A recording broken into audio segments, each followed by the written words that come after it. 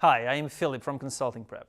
Today I'll share with you one pitfall that some candidates fall into, which is the initial hypothesis. Consulting is hypothesis-driven, meaning you work under some hypothesis that you validate.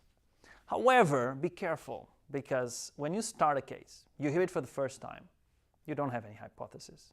If I tell you that your client is a winery and the profits are going down, what should the winery do in order to improve profitability? You cannot come up with an initial hypothesis saying we could launch a new wine or we should slash production costs. So there's no basis for that. I use hypotheses in my projects, but in different contexts. I worked in many telecom centers, many bank clients.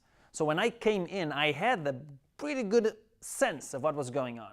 And therefore, I could come up with a hypothesis.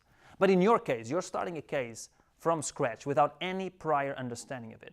So don't jump into initial hypothesis. Don't use a hypothesis tree. Use an issue tree. What you want to do is not to narrow down the solutions with hypothesis.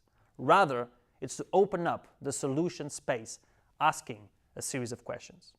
So remember, in the beginning of a case, you don't know anything about it. So don't make a guess that may be wrong. However, when do you use hypothesis?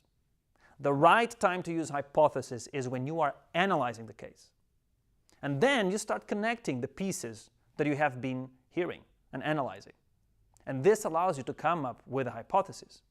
If you have looked at, for example, the growth rates and profitability of different products for the winery, if you have looked at the branding, customer surveys, for example, of the different wine products and the competitors, then you may be able to form a hypothesis as to what is driving this profitability loss.